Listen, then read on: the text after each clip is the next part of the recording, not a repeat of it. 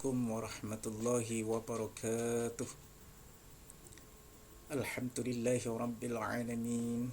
Wassalatu wassalamu ala asyrafil anbiya'i wal mursalin Sayyidina wa maulana Muhammadin wa ala alihi wa sahbihi ajma'in. La hawla wa la quwwata illa billahil aliyyil azim. Subhanaka la ilma lana illa ma 'allamtana innaka antal alimul hakim. أما بعد فيا أيها الطلاب والطالبات الفصل الثاني عشر المدرسة عالية السلفية هجين ماركو يوسفاتي. قبل أن ندرس درسنا اليوم هيا نقرأ بقراءة البسملة معا. بسم الله الرحمن الرحيم. كيف حالكم أيها الطلاب والطالبات الفصل الثاني عشر؟ بخير؟ Alhamdulillah. Arju an takunu fi sihhatin wa afiyatin jayyidatin. Amin ya rabbal alamin. Ayyuhat tullab wa talibat, hal tadhakkartum madha nadrus fi liqa'ina al-madi fi liqa' al-thalitha? Na'am. Liqa'na al-thalitha nadrus 'an asy-syabab, al-qira'ah 'an asy-syabab. طيب الآن كما قلت في اللقاء الماضي يعني اللقاء الرابع هذه المرة سندرس عن القاعدة عن فعل المبني للمعلوم والفعل المبني للمجهول. أيها الطلاب والطالبات, sekarang kita akan mempelajari tentang kaidah sesuai dengan yang ada di dalam buku bahasa Arab kelas 12 KMA 183-184 tahun 2019. Maka pada pertemuan kali ini kita akan mempelajari tentang kaidahnya, yaitu fi'il mabni ma'lum dan fi'il mabni majhul. Pembagian fi'il dilihat dari fa'ilnya atau subjeknya itu dibagi menjadi dua, yaitu fi'il mabni ma'lum dan fi'il mabni majhul. Dalam bahasa Indonesia kita mengenalnya dengan istilah kata kerja aktif atau fi'il ma'lum tadi. Dan yang satu ada kata kerja pasif atau disebut dengan fi'il majhul. Contohnya adalah Zaid membuka buku. Lah kata membuka ini disebut istilahnya adalah kata kerja aktif atau fi'il mabni ma'lum. Sedangkan buku dibuka oleh Zaid misalnya, kata dibuka ini disebut dalam istilah bahasa kita adalah dengan kata kerja pasif atau dalam bahasa Arab disebut dengan fi'il majhul. Apa definisinya? Secara bahasa maklum artinya adalah yang sudah diketahui, sedangkan secara istilah nahwu adalah fi'il yang fa'ilnya atau pelakunya atau subjeknya diketahui karena disebut di dalam kalimat tersebut. Kalau tidak disebut dalam kalimat tapi sudah tersebut di dalam kalimat sebelumnya, artinya fa'ilnya biasanya disebut dengan istilah dhamir mustatir atau tersembunyi. Contohnya adalah lafal fataha Zaidun al-baba. Artinya Zaid telah membuka buku. Kata fi'il fataha disebut juga fi'il ma'lum karena fa'ilnya diketahui, yaitu lafal Zaid tadi. Sedangkan fi'il mabni majhul secara bahasa majhul itu artinya adalah tidak diketahui. Sedangkan secara istilah fi'il majhul adalah fi'il yang fa'ilnya atau pelakunya tidak diketahui atau disembunyikan karena beberapa sebab tertentu. Bisa karena pendengar sudah mengetahui siapa pelakunya atau fa'ilnya, atau karena memang tidak tahu siapa yang melakukan hal tersebut, atau karena takut jika fa'ilnya disebutkan, atau bisa juga karena hinanya sang pelaku sehingga si mutakallim atau pembicara tidak menyebutkannya, atau bisa juga untuk memuliakan pelakunya sehingga mutakallim segan untuk menyebutkan fa'ilnya dan memilih untuk menggunakan susunan fi'il majhul atau beberapa alasan yang lainnya.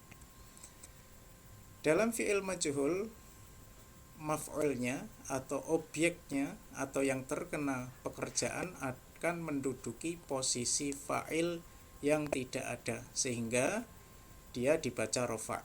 Dan maf'ul bih yang dibaca rofa tersebut di dalam istilah pembahasan manjul ini, pembahasan kita, disebut juga dengan istilah naibul fa'il atau pengganti fa'ilnya.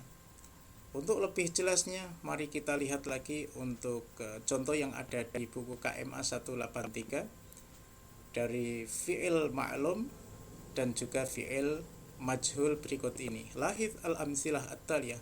Perhatikan contoh-contoh berikut ini. Contoh yang mabni ma'lum, yash'uru asy-syubbanu aktsara bis-sa'adati. Lafal yash'uru di sini adalah fi'il mabni ma'lum, fi'il mudhari' ya, mabni ma'lum. Kenapa disebut mabni ma'lum? Karena fa'ilnya atau subjeknya, pelakunya di sini disebutkan, yaitu lafal asyubban. Lafal asyubban ini adalah pelakunya, sehingga ini disebut dengan istilah fi'il mabni ma'lum. Pemuda sedang merasa banyak bahagia. Kemudian yang selanjutnya nomor 2, ijtahada asyubbanu fi thalabil ilmi. Ijtahada di sini fi'il madhi mabni ma'lum, karena di sini fa'ilnya atau subjeknya disebutkan asyubbanu fi thalabil ilmi. Pemuda setelah bersungguh-sungguh di dalam mencari ilmu, dan begitu selanjutnya contohnya. Kemudian fi'il mabni majhul. Contoh pertama seperti kutibat ar-risalatu.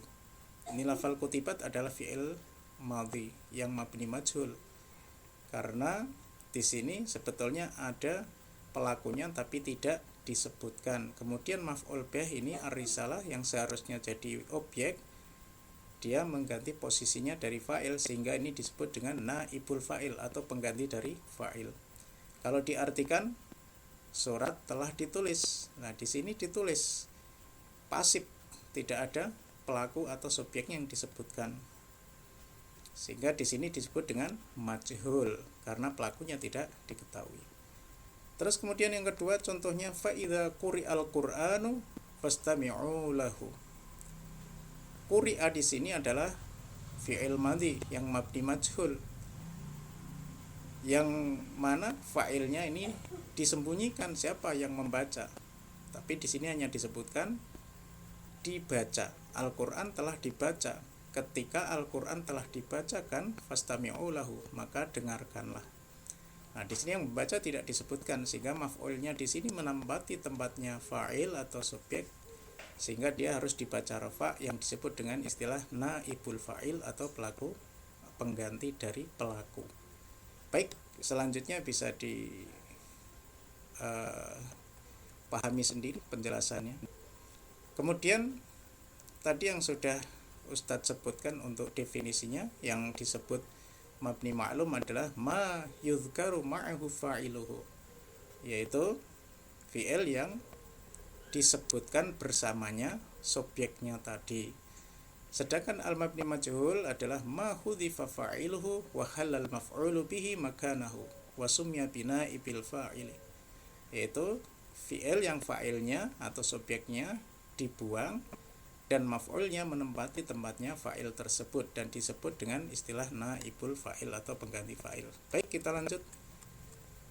Untuk cara membuat mabni ma'lum menjadi mabni majhul, di sini ada caranya, yaitu yudhammu awwaluhu wa yuksaru ma qabla akhirih. Kalau itu terdiri dari fi'il madhi, maka caranya harus didomai huruf pertamanya, kemudian yang sebelum akhir harus di harokati kasroh. Itu kalau fi'ilnya sahih, fi'il mithal, nakis, dan lafif. Kemudian yang kedua, kalau itu fi'ilnya berupa ajwaf, maka di sini yuksaru ma qabla harfil illah, yaitu sebelum akhir itu huruf ilahnya diharokati kasroh. Untuk lebih jelasnya nanti kita akan lihat di bawah penjelasannya. Selanjutnya, kalau itu terdiri dari fi'il mudhari', maka yudhammu awwaluhu wa yuftahu ma qabla akhirih. Itu kalau fi'il sahih, misal nakis dan lafif. yaitu didomai huruf pertamanya, kemudian sebelum akhir diharokati fathah. Untuk yang bina ajwaf, maka di sini caranya yudhammu awwaluhu wa yuqallabu harful ilah alifan qabla akhirih. Yang pertama diharokati dhammah huruf pertamanya, kemudian huruf ilat yang ada tadi diganti dengan alif sebelum akhirnya. Kita lihat dalam contohnya penerapan di sini ya.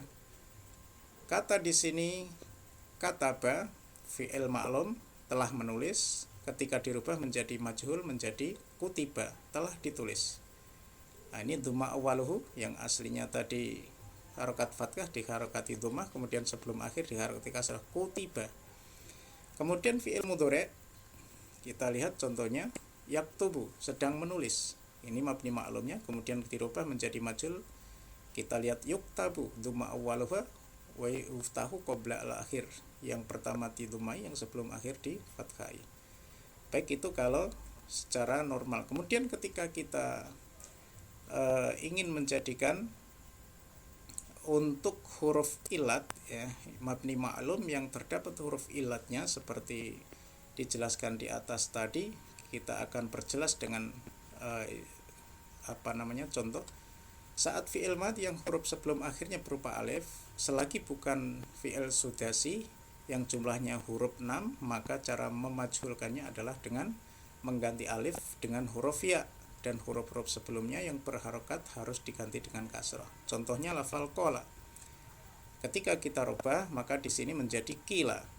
Nah, diganti ya, kemudian diharokati kasrah kila. Qala telah berkata, kila telah dikatakan.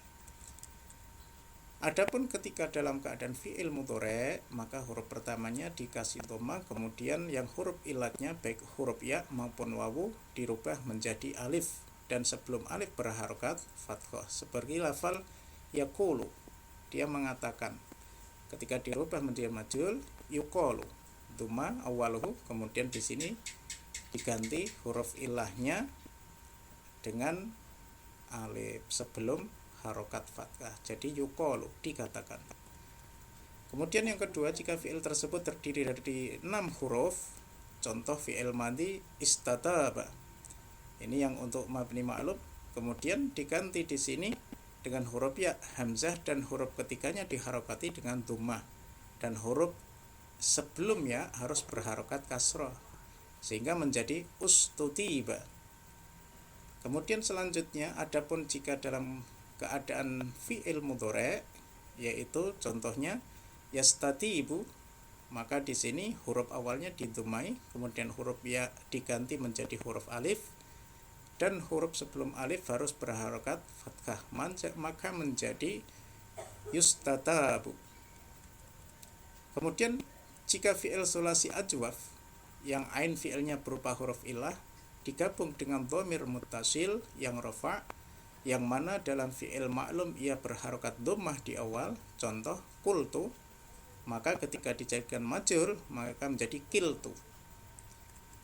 Selanjutnya, jika fi'il sulasi ajwaf yang ketika fi'il ma'lum berharokat kasrah di awal huruf, seperti contohnya bi'tu, maka ketika dijadikan majhul menjadi bu'tu. Taib, ilahuna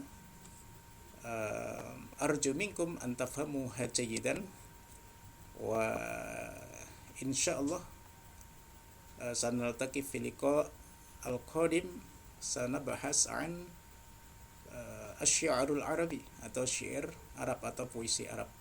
Ilahuna, sampai di sini dulu. Hayya nakhtatim bi qiraati kafaratil majlis ma'an. Subhanakallahumma wa bihamdika asyhadu an la ilaha illa anta astaghfiruka wa atubu ilaik. Wal 'afwa minkum. Assalamualaikum warahmatullahi wabarakatuh.